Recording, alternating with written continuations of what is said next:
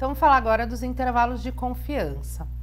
A gente tinha falado que a gente faz medidas de uma amostra, né? Então, a gente mede média, variância, desvio padrão de uma amostra, que é um pequeno pedaço da população, né?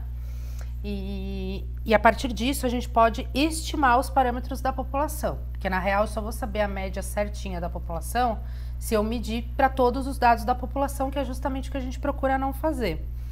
Então, a gente consegue fazer estimativas, e uma dessas estimativas que a gente consegue fazer é o intervalo de confiança. Então, vamos dar uma olhada nas fórmulas.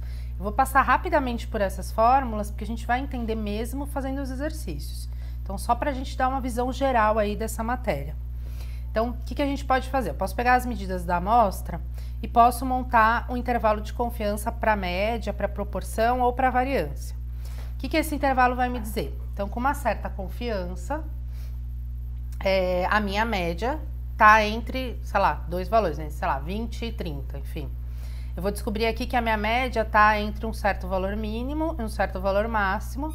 Isso com uma certa confiança, porque eu só vou ter 100% de certeza se eu medir todos os valores da população, que é o que fica inviável fazer, né?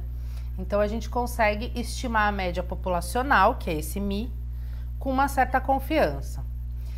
Tem duas fórmulas para o intervalo de confiança para a média. Quando que você vai usar uma, quando você vai usar outra?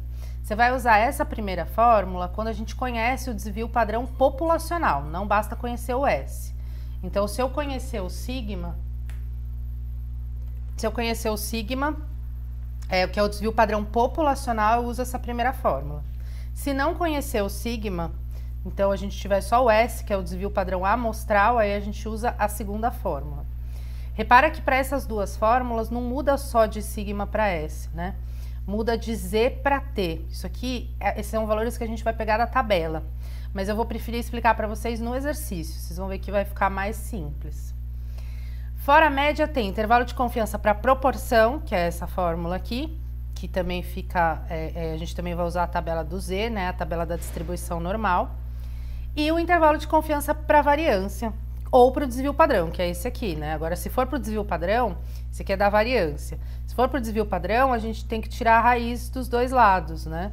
Aí aqui, em vez de sigma ao quadrado, fica sigma, que é o desvio padrão populacional, e aqui dos dois lados é só tirar a raiz.